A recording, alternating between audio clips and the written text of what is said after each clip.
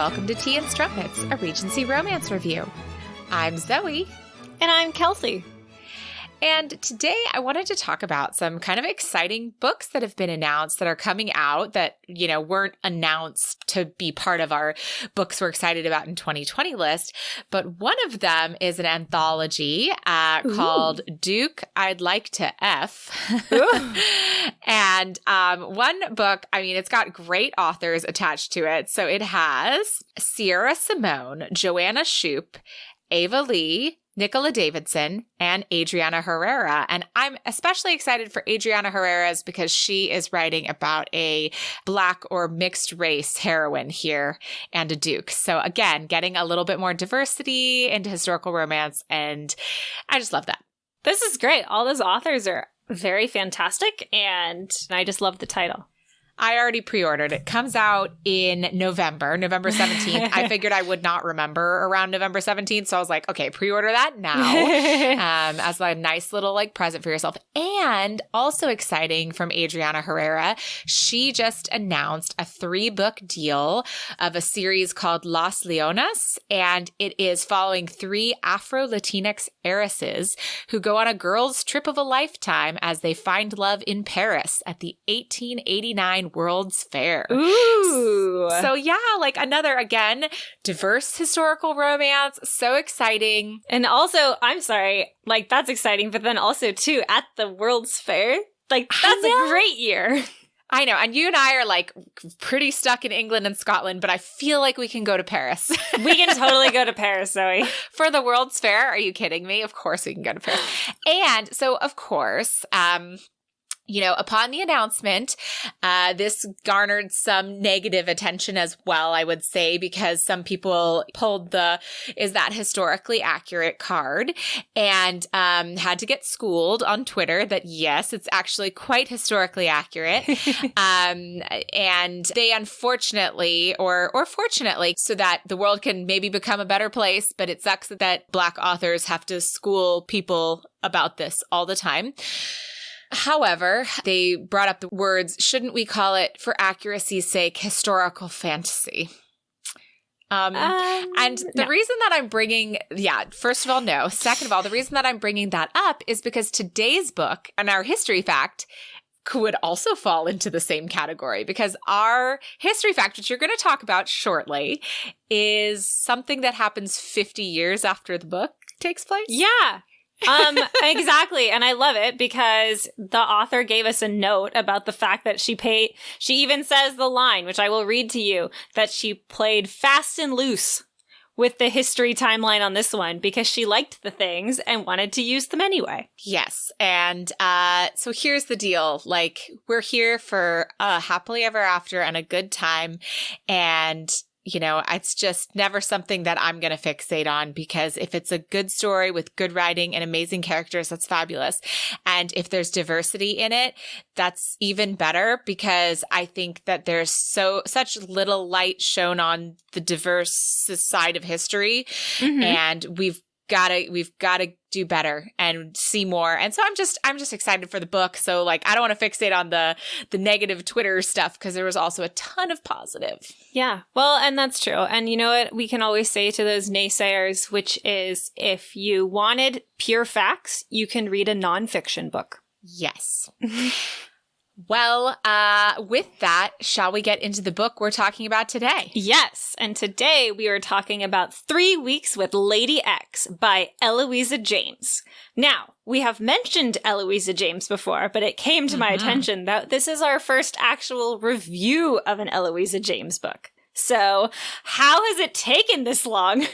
It's crazy, but at the same time, there's so many great authors, and I think also kind of in our quest to have a little bit of diversity, it just is going to take us a little bit more time to get through all of the what would we call them, the kind of pillar authors that have so many books in this in this genre. Exactly. Because we're trying to focus more on, newer voices that are coming in, or diverse voices as well. And there's just so many books anyway. How in the world? Yeah. And also too, we like reading new books too. And if this was a podcast about all the books we just wanted to reread, that would be different. But we're not here to just reread books. We're here to read new books. And actually, funny thing is, I'd never actually read this book. Love Eloisa James, have many of her books. Somehow never read this one, and we'll talk about what I thought later. So Eloisa James is the pen name of Mary Bly. She is a tenured Shakespeare professor at Fordham University who also writes best-selling Regency and Georgian romance novels under her pen name. Her novels are published in 30 countries and have sold approximately 7 million copies worldwide. She also wrote a best-selling memoir about the year her family spent in France, Paris in love. She is the daughter of poet Robert Bly and short story author Carol Bly. So lots of writing in that family. It is a literary family, to be sure. And so for our history fact, I have actually just taken this from the back of the book in the author's note, because she says all the things that I would have just gone to look up anyway. So our hero in this has recently acquired a rubber factory, and he's trying to find products to make it work. And so at one point, they discuss a rubber band and how he was thinking on large scale. And then our heroine's like, I could really use a small band, though, to just put around things. I have all these things I could use it for. And he gets an idea. So, our history fact from our author's note says, the first rubber factory in England wasn't established until 1811. This book takes place in 1799. And it wasn't until 1844 that Charles Goodyear patented the vulcanizing process, which stabilized rubber. India's rubber band first appeared with that usage in 1849. By 1850, many stores were selling India rubber toys, such as balls.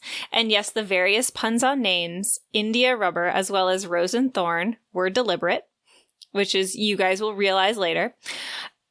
Obviously, I played fast and loose with the dates of vulcanization in England. In my defense, other methods of curing rubber have been dated to prehistoric times. Indigenous people, for example, amazed Columbus's crew with rubber balls. So cool. And yeah, this is it was a great part of the book. So fast and loose, great. I'll take she it. Also That's fine. Didn't mention any wigs.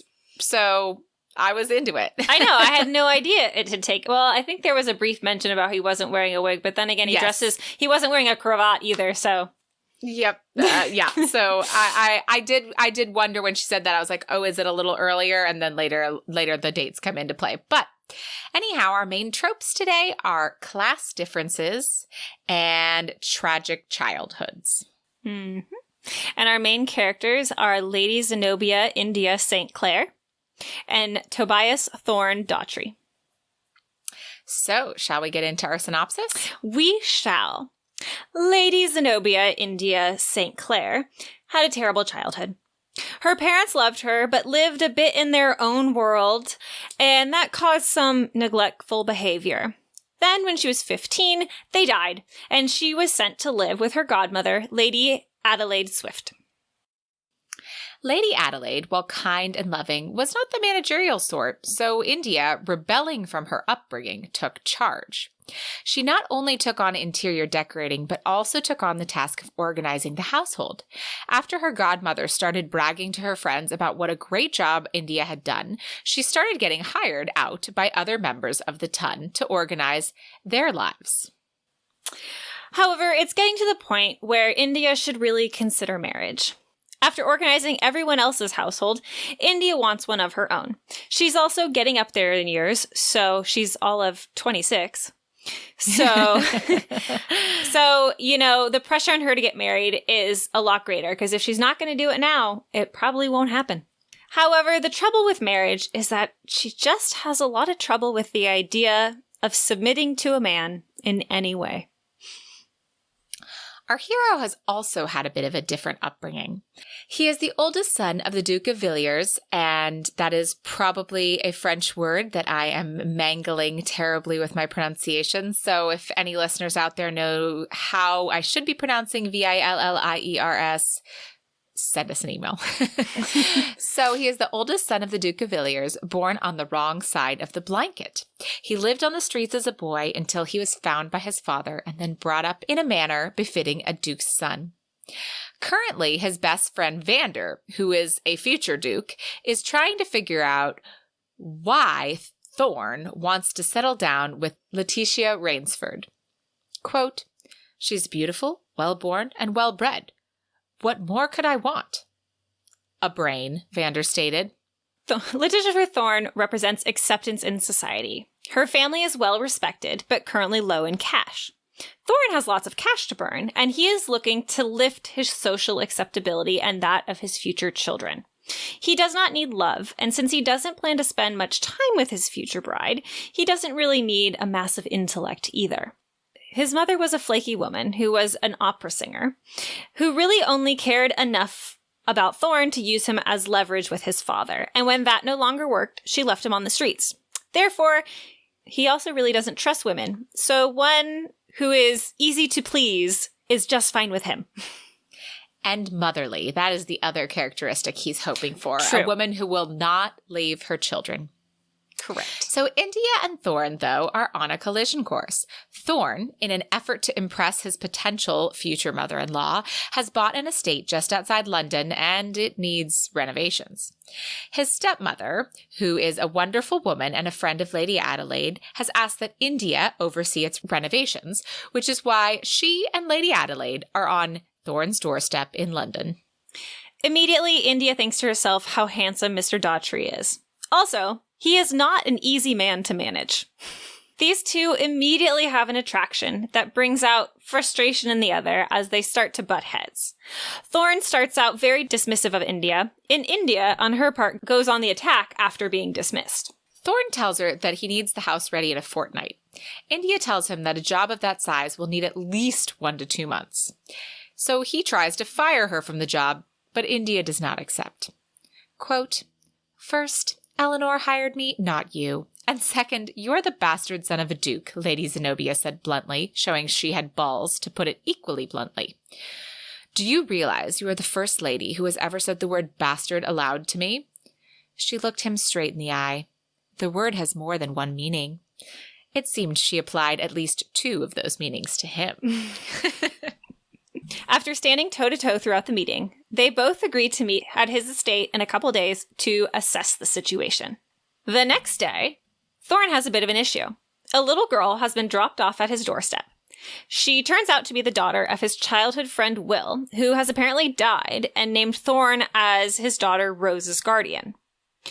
Rose is about 6 years old, but speaks like an adult. Apparently her father said she had an old soul, and she has spent more time learning ancient Greek than playing with dolls or other children.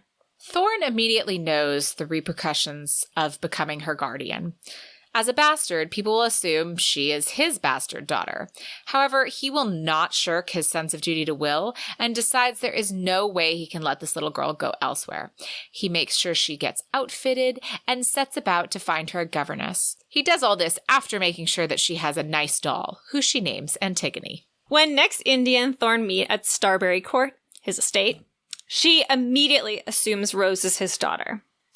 And after some blundering on her part, everything gets cleared up as to who Rose is, and so then we can focus on the estate.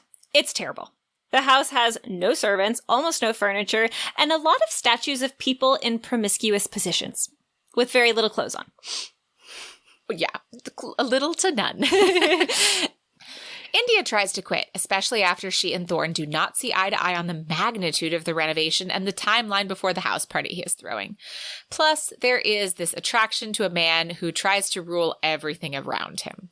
The two of them cannot even have a quick conversation without sparks flying, until Thorn takes it a bit too far. Quote, "If you ever say anything to me like that again, I will walk out that door and never return," India stated. There was a moment of silence, and then he smiled again. It was galling to recognize a drop of admiration in his eyes. "Balls," he said. "You've got them." The two part ways with the promise of India delivering a mostly renovated house fit for a house party in 3 weeks. The work start, and letters start flying back and forth from Starbury to London and back. And this is where a lot of our plot gets along, but it's a lot of invoices with snarky retorts. It's so great. But in the meantime, we meet Letitia Rainsford, also known as Lala. Thank goodness, so I don't have to stumble over her name anymore. Who actually knows that she's not bright. She gets tongue-tied when out in society, and her mother is insufferable, demeaning, and demanding. She finds Thorn intimidating, but she'll do anything to get out of her mother's household.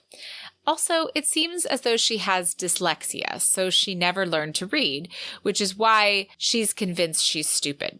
She doesn't know about dyslexia. I don't think dyslexia was identified as a thing. No, that's my assumption. Then. She has trouble putting words together. Yeah, no, it is described, it is dyslexia. But Lala just thinks she's stupid because she can't read. Mm-hmm. Then, after meeting Lala, we get more letters where Thorn gets witty and tries to get India to speak to him in a more informal manner, requesting she call him Thorn from now on. It's at this point that Thorn stops by to see the progress on the house. India, for her part, has been working day and night, and she is exhausted. And all she cares about is getting the house on track and getting things moving. Thorn, seeing her with a very much, you look terrible, is his opening greeting, I believe. He's also concerned with the fact that she's in the house alone without even a maid. So he literally picks her up and puts her in his carriage to take her to the inn where she's been staying. On the way there, he grabs her, pulling her against him, and he tells her to sleep. And it's not a move on her part. It's literally like, you're exhausted, let yourself sleep. And she does, waking up in the bed at the end, still resting on Thorn. Yeah, Thorn has a lot of siblings, and he was the oldest, and he was always the caretaker. So this is like very much his nature, like to care for people. I think it's the same with Rose, but anyhow, we're going to get into that later. So they end up eating dinner together and get to know each other better over the meal. He tells her of his past as a mudlark pulling things out of the Thames for money. The wine with dinner and the opening up in conversation is giving both a feeling of closeness. At the urging to call him Thorn once again, India jokes about siblings and how next he'll give her a good night kiss. Which he does. And then he proceeds to give her an even better goodnight kiss. Mm-hmm. After, they quickly part ways, with India telling him it will not happen again. She is not his mistress, and he plans to marry another, so there is nothing between them. The next day, India finds out that Thorn left early, without even a note, and both begin to once again communicate via letter. The final letter prompts another visit from Thorn. Quote, "Dear India, you have thrown down the gauntlet in terms of my vegetables and my supposed shortfall. I could have proved it to you the other night. Thorn. Dear Mr. Daughtry, there was no other night. You were dreaming. Lady Zenobia, India St. Clair." Which is what she does when she's putting him in his place. Mm-hmm. So Thorn comes in hot the next night, and not necessarily in a good way. He had a really terrible day. Rose has rejected another governess, and the rubber factory he's been trying to rebuild is having trouble producing workable models of his ideas. Now he finds out that India has been working very closely with the male artisans she's hired, and it's making him feel things, mainly jealousy. Mm-hmm. So he decides to stay for dinner. Quote, "She should wear a warning sign on her back. Before you knew it, you'd be in too deep to recover. Find yourself on your knees, mumbling nonsense, too taken by the way she burned with life and passion to save yourself." At dinner, India hears about his rubber factory dilemma, bands to strap down trunks, but so far they can't make any big enough, and she tells him she'd love small rubber bands to bundle things together. And aha, the rubber band is born. Then things turn to thoughts on kissing. And while they do kiss and enjoy it, they both know not to take it any further. Quote, "India put her arms around his neck. We are friends, you and I. I have no true friends because I've never had time for them. I never had them when I was little either, because of my parents. You are my first true friend." It was one thing to kiss India. She was unlike any other woman he'd met. Curious, brave, and independent. She was a friend. But he couldn't take it too far. He didn't want to ruin everything. When next the two are in the same room, there's a little bit of teasing as India has found some naughty books the previous owner left behind, and Thorn caught her reading them. There is some innuendo, but sadly, nothing yet for our encounter counter. And the house party draws near, and Thorn, along with Rose, move onto the property. they've decided that Rose will stay in the dower house until he marries Lala. India visits with Rose and then ends up spending time alone with Thorn at dinner time. He takes her to the hammock he set up near the fishing hole, and then they start making out, and then India asks for more. So after a little finger wandering, which we can count as encounter number 1 because it's a separate chapter, Thorn moves them to the gatehouse, and we get encounter number 2, which is a full-on love sesh. We should mention that India tells him she's experienced. Oh, she yeah. does lie at this juncture because she really wants Thorn, and she's afraid that he will get all valiant if he thinks that she's a virgin. Mm-hmm. They did manage, before going too far, that this was a completely one-time, no-strings-attached deal. And the next day, the house party starts, which includes Lala and her mother arriving. The other people that arrive are Vander, his good friend, and the Duke and Duchess of Villiers. Vander is there because Thorn, at the start of all of this, thought that he would be a good match for India. And Lala immediately feels out of place watching India, Thorn, and Vander banter with ease back and forth. That and her mother is already being lofty and having one of her episodes. Her mom reminded me so much of Mrs. Bennet from Pride and Prejudice. Like, very much like, oh, my nerves. Yeah. She's daughters. Yeah, she's really quite terrible. And, however, things change for the good when the local doctor, Dr. Hatfield, comes to treat Lady Rainsford. India had warned him of Lady Rainsford's arrival and the amount of daily attention she'd need.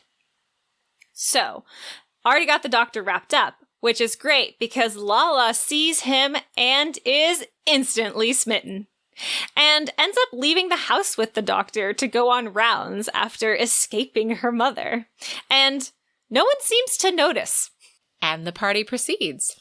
Thorn is jealous of Vander immediately because Vander is also immediately interested in India. And after Thorn kisses India again, he tells her he was probably breaking their agreement based on his natural drive to compete with him. India is not impressed with this manly showing of competition and leaves Thorn hanging. And after spending time with Rose the next day, she feels like she cannot continue to get close to Thorn. After all, he's destined to marry another woman, and she needs to focus on her own marital prospects. And Thorn really isn't one of them because he doesn't fit any of the things she's wanted in a husband. She wanted a man she can manage, and she knows that Thorn is not the manageable sort. Mm-mm. During the party, Lala's mother keeps talking about how Lady Zenobia is the tramp who is probably sleeping with both Thorn and Vander to play the field. And with that in her mind, she leaves again and goes in search of Dr. Hatfield. She finds him not at home, but she does find a lot of people waiting to see him in his waiting room. So she takes care of all of them. And then when John, Dr. Hatfield, gets back, exhausted, finding things peaceful, he cannot help but to kiss Lala. Back at the house party, Lady Adelaide tells India she believes that Thorn is in love with her. India corrects her and tells her that he has every intention of marrying Lala, and she will go for Lord Brodie, Vander. It is in this conversation that India realizes that Thorn does indeed have her heart. So at dinner that night, she tries her best to ignore him, which means he comes after her immediately, demanding to know why he's getting the cold shoulder. And that tension leads to encounter number 3 in a closet without any protection. Ooh, and this rocks Thorn to the core. He has never not used a condom with a woman, and he's never also been this out of whack about a woman. Like, it would have never entered his brain not to use one before he met India. So India has left, but he goes to his butler and asks for him to send someone for a special license, and then goes to India to tell her they will marry. She, of course, refuses. Quote, "He deserved better than she, someone sweet and soft. She swallowed hard, and she deserved someone who loved her, not someone forced by his sense of honor to marry her." They part ways angry, but Thorn is no less determined to marry India. However, things are thrown for a loop when Lady Rainsford finds Rose and accuses Thorn of hiding a bastard of his own. And then we get quite the scene where India, who's just so angry about Lady Rainsford's bitchy, horrible behavior, says that no, Rose is her child. Ugh. And then when Lady Rainsford starts calling India names, Vander steps up telling her to watch her tongue around his future wife and future Duchess. So it's a real comedy of errors stuff now. Mm-hmm. And Lady Rainsford is then equally told in no uncertain terms to leave immediately, and the Duke of Villiers tells her he'll make sure she's ruined socially.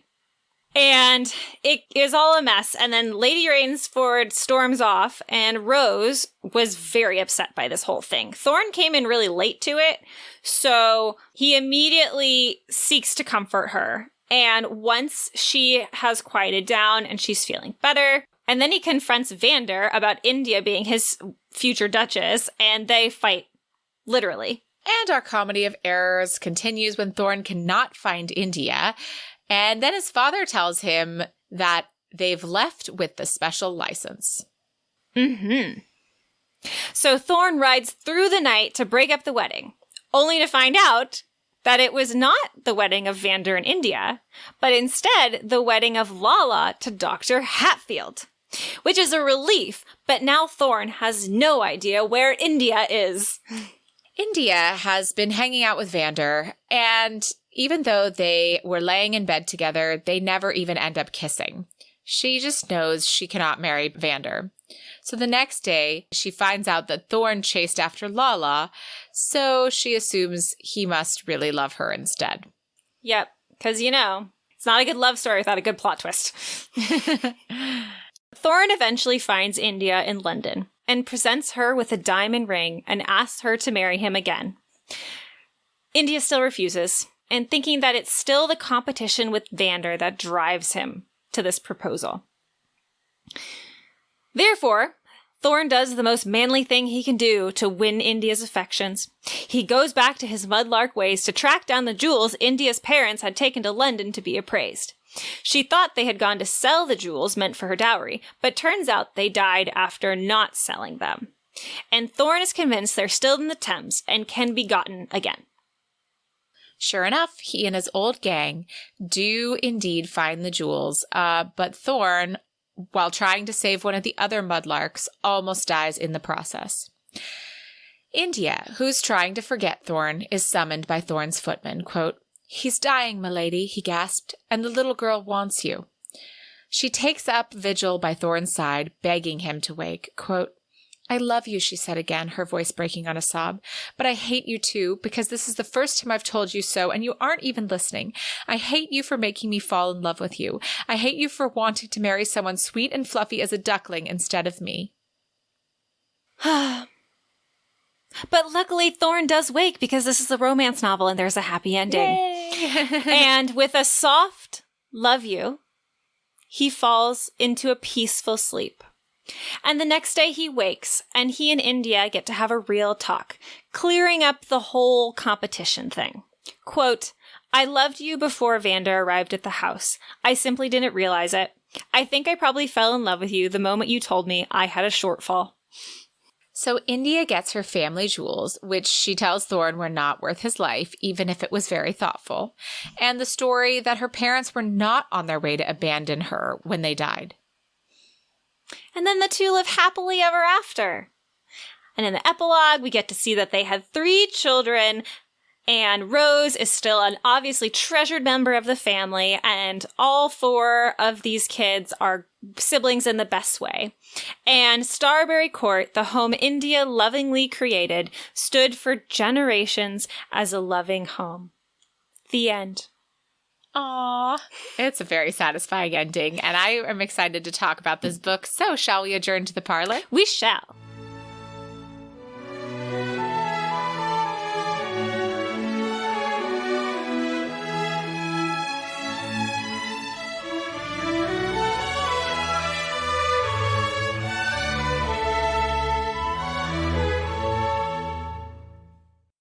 So today I want to talk about Blush Magazine. Blush is as we said before, a digital magazine that takes you beyond the page of your favorite books to meet your favorite authors.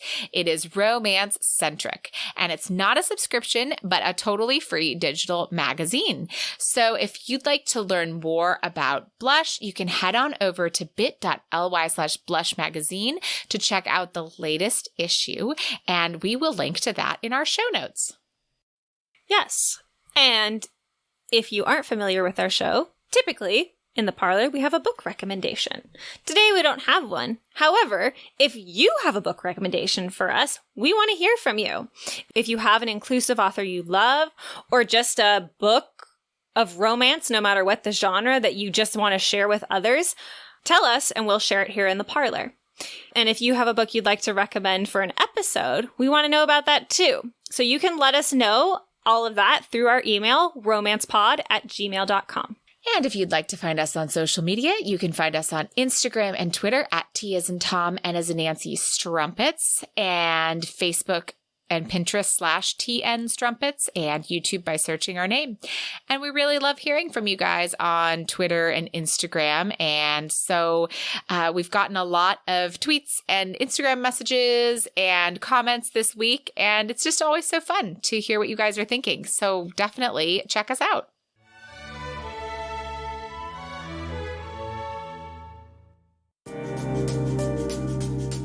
Hi, I'm Elle Penelope, and I'm an author of epic fantasy and paranormal romance, and also the host of My Imaginary Friends, which is part of the Frolic Podcast Network. On my show, you'll get a weekly look behind the scenes of an author navigating the publishing world, as well as thoughts and tips on creativity, inspiration, writing routines, and more. So if you're an established or an aspiring writer, or a reader who always wanted a peek into an author's life, you can find me at myimaginaryfriendsshow.com or wherever you get your podcasts.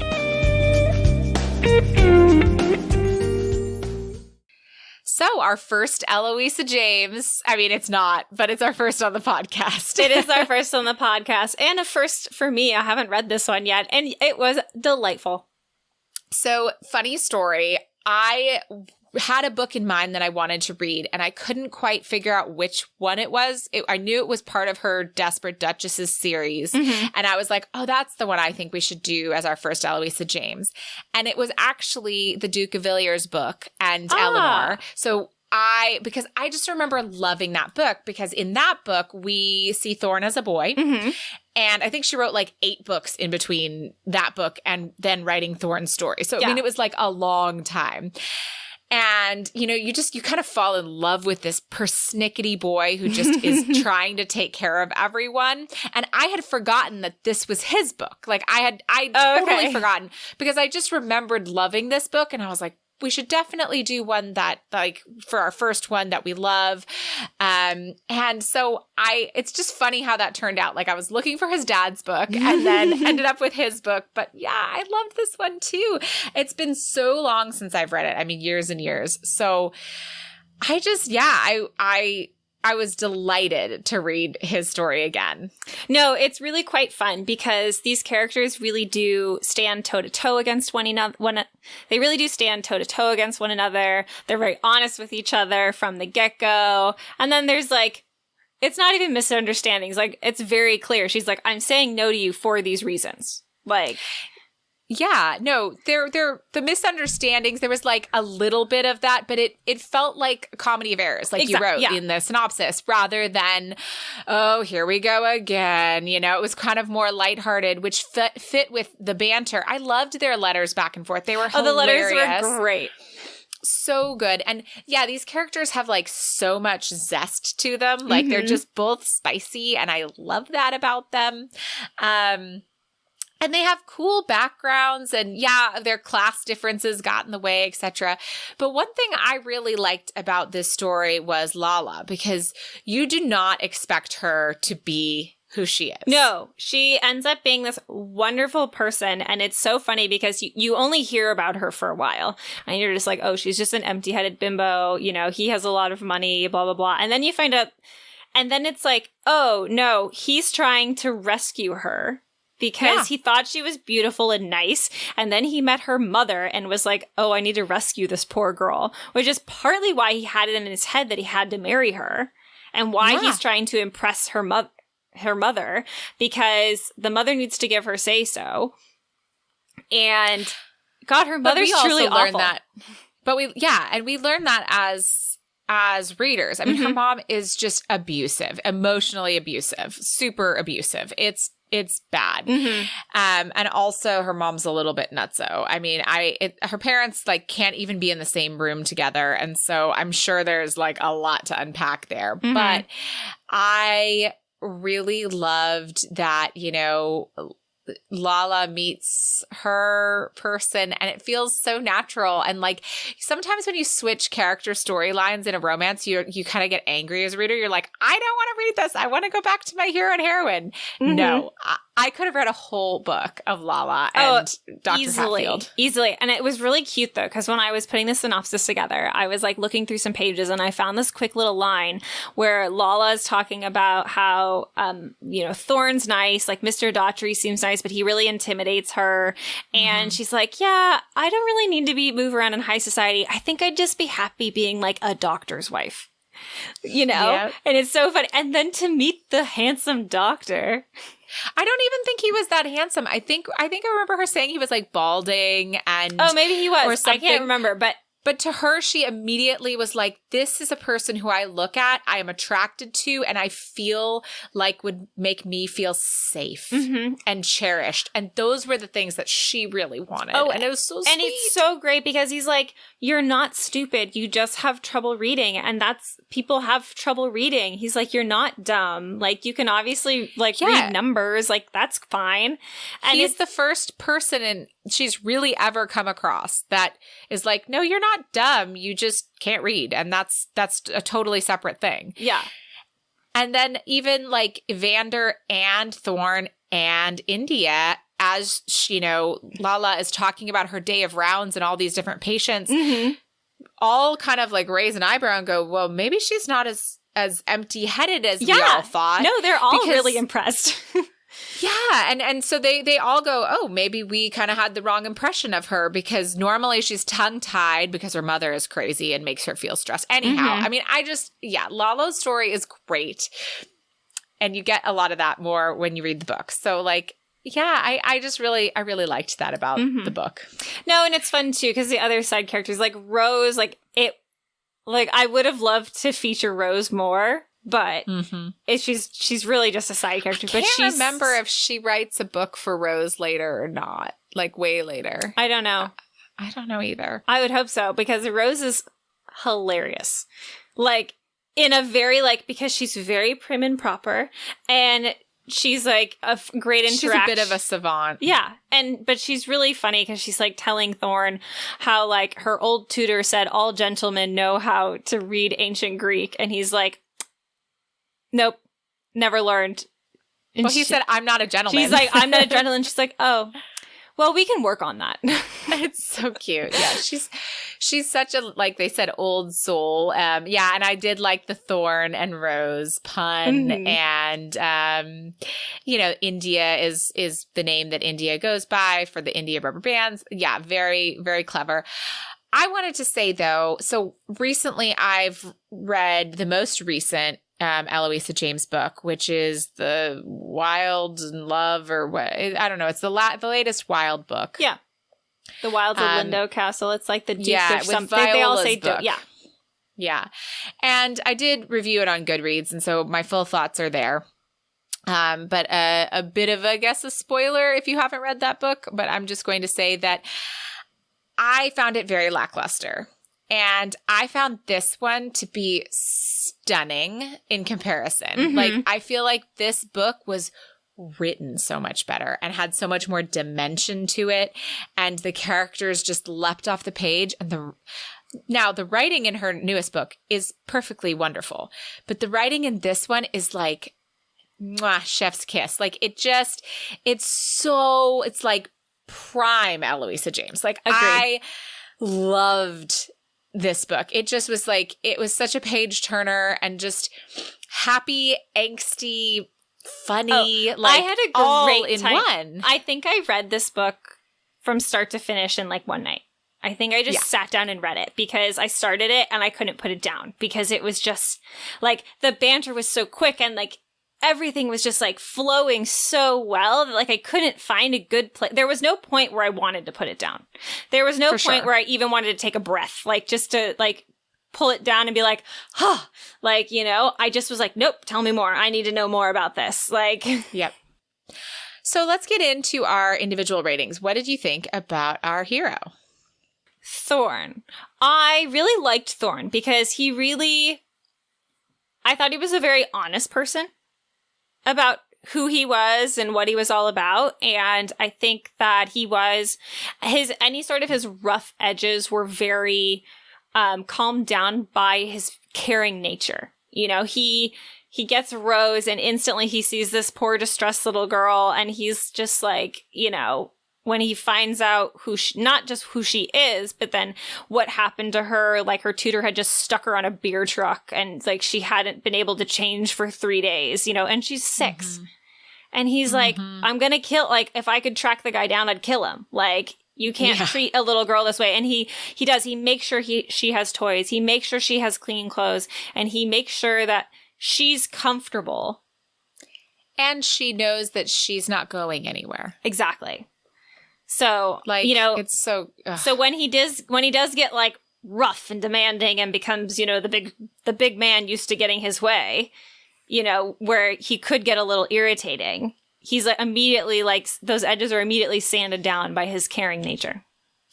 I loved that about him too. I think that, you know, he's got that kind of like gruff exterior and warm, caring interior, you know, where you're just like, this guy, you know, he had a hard upbringing, but then he was brought into this family. And so, you know, there's some trust issues and all this stuff. But for the people who know him, he's extraordinarily loyal, you know, like that loyalty and that loyalty and caringness comes out. And yeah, and he's funny and he's a bit of a bruiser sometimes, you know, he's like a little too much or whatever, but I really liked him. So I would give him an 8.5. I think he's fabulous. I would agree with you 100%. 8.5. It's funny because like, I'm like, what more do I want? But there was a little something. He's not a 9. He's not a 10. I don't know how to explain it. But he's a wonderful hero and he's thoroughly fun to read. Yeah. And then for sure. India. What do we think about India? I love her job. Like, it's so fun to have an interior decorator / organizer in the 1700s, like, and a career woman, right? Who has managed to keep her reputation spotless because of her godmother and because of her reputation in the ton, just with all the women. And she is nobly born. She's the Marquess's daughter. Like, she's nobly born. So yeah, it's pretty high, although her parents were quite wackadoo. Loopy. Yeah. So, but I really liked her, and she's spunky and she's independent and she's smart and she's also caring. Like, you know, obviously she's had her traumatic past that's kind of made her have some trust issues too. But yeah, no, I really liked her. I did too. And I liked the little quirks that Eloisa brought in with it, with like, since India never really had a proper governess because, like you said, there wasn't a lot of money and her parents were a bit wackadoo. Oh, yeah. She is really, really focused on grammar because she never had that, like, proper upbringing. So she's like, there's just these little moments where she even corrects Thorn and she's like, no, it's you and this. It's I. And he's like, what? Yeah. It's like, grammatically, it's this, you know? Yeah. He's like, I don't care. She's like, well, you should. It betters you. Like... It's cute. And that little insecurity is extremely endearing as a character trait.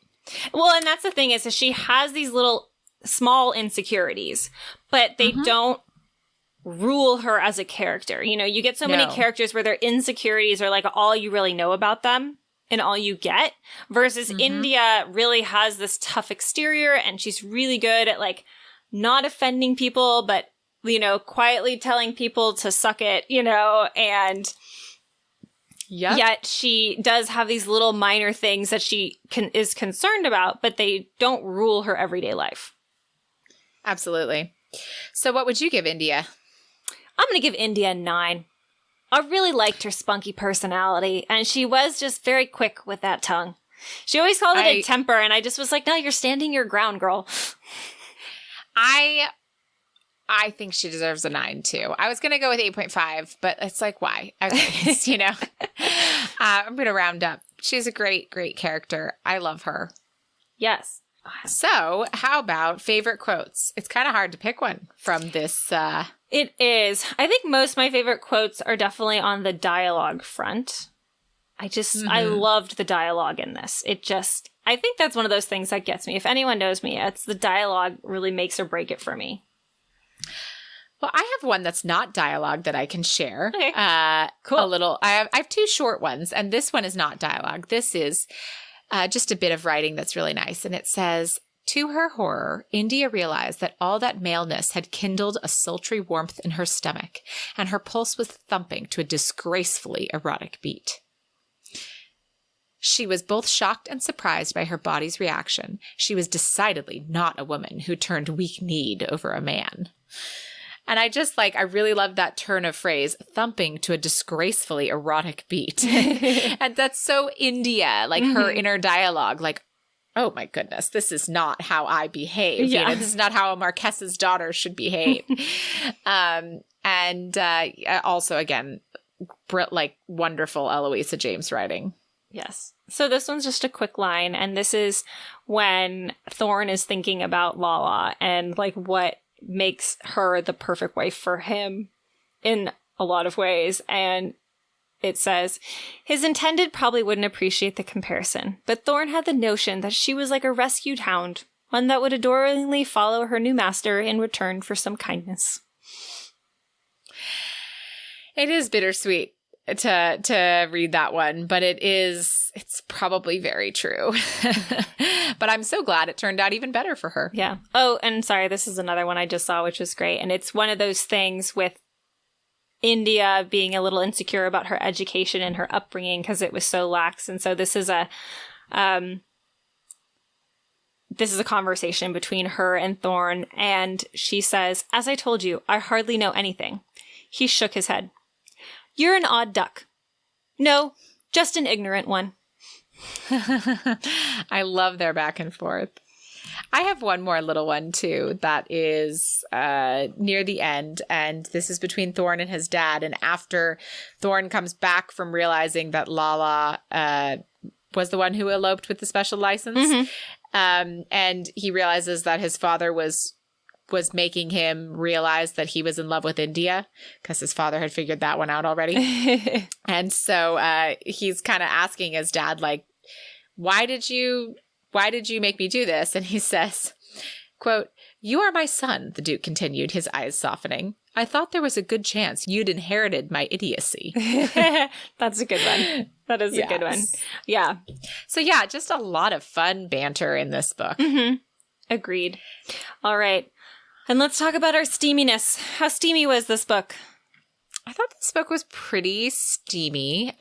They were hot for each other, and the scenes that they had with each other, we had 3, I guess. Yeah. But, they had so much chemistry. They sizzled in the letters, in their innuendo. So there was a lot of buildup. So I felt like this was a ready, a hot cup of tea, ready to drink. I would agree with you. It was. I did remember, like I said, swept away the whole time, and I felt that tension and I felt that chemistry, and I was like, ooh, ooh, ooh.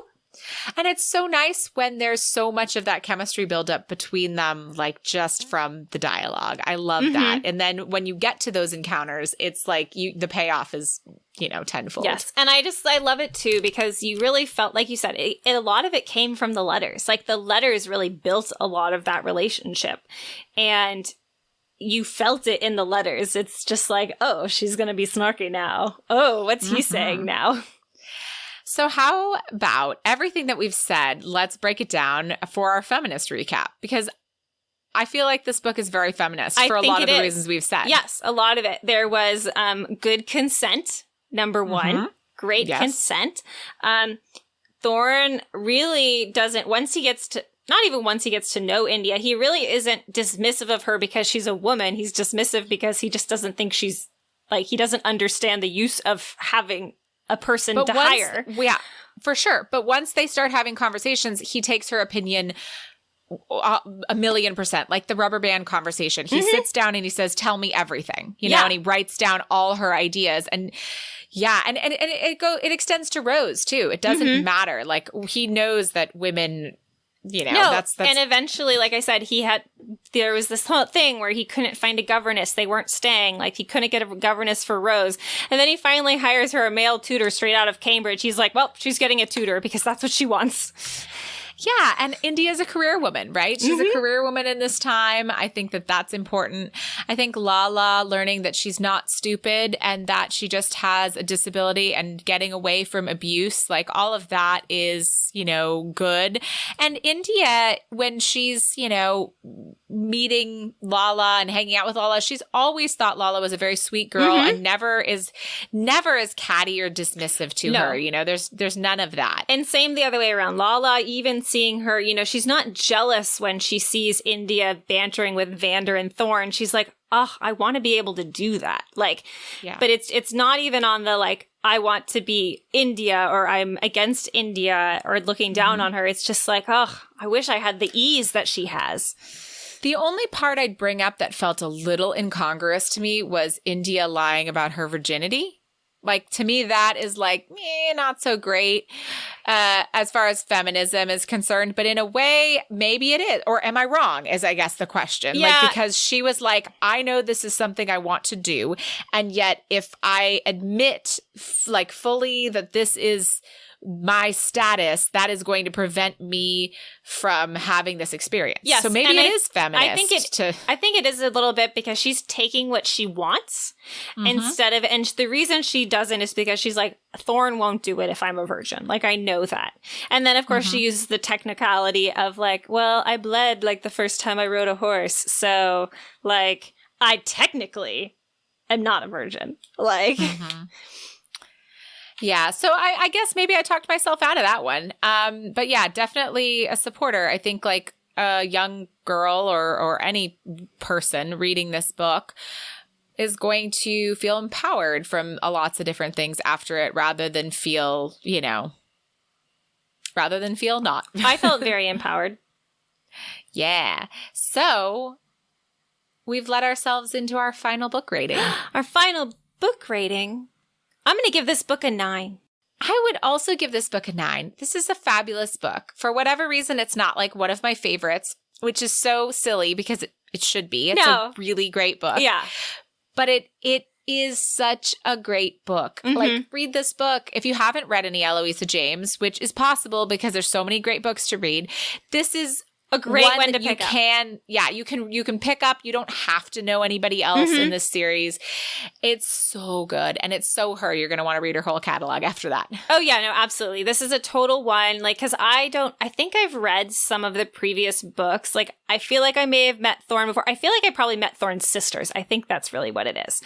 And because, like, the name, the Duke of Villiers, like, it rang a bell. And that story rang a bell. Between Eleanor and the Duke? There's only 3 books, though, in this series. I don't know, but do his sisters have a book?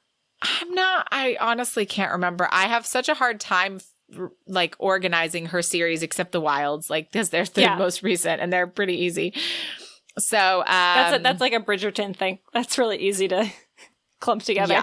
Yeah. But I kind of, like, vaguely recognize it, but she does a really good job of explaining without going into too much detail kind of who all the characters are, so you just are aware. You're like, okay, cool, this is great.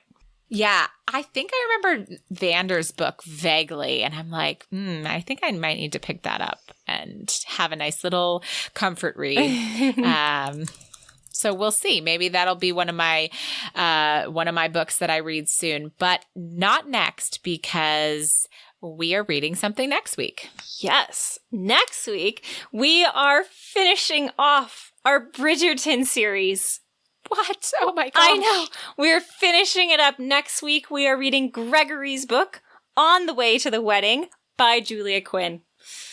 Oh goodness. Yes. It's very exciting that we've gotten all the way through our Bridgertons, our darling Bridgertons. It's our first long series we finished because we're nowhere near finishing Pennyroyal Green yet. Nope. We started it earlier, finishing it later, but you know what? We're savoring. Yes. And there's so much other Bridgerton content as we've talked about. So Agreed. Don't worry. We'll be talking about the Bridgertons further on. So I'm excited for that. And it's exciting because that's our 50th episode, which is wild. That is wild that we have 50 episodes, but also how perfectly timed that our 50th episode is the conclusion of the Bridgerton series. It's not like we planned that at all. Only medium. It was more like we're like, huh. Oh, that would be perfect to put there. Yeah, no, for sure. So, yeah, we're really excited. We passed our 1 year podiversary or anniversary a little bit ago with 0 celebrations. So episode 50 we can be excited about, I suppose. Woo-hoo. We'll just like get a blower and be like, boop, boop, and then be like, and we're done. Yeah, because there are many more to come. And thank you all so much for listening today. We'd love it if you rate, review, and subscribe on your podcast app of choice. That helps other people find us, and we really love hearing what you all think. So thank you all again, and join us next time as we read On the Way to the Wedding by Julia Quinn. And may all your ever afters end happily.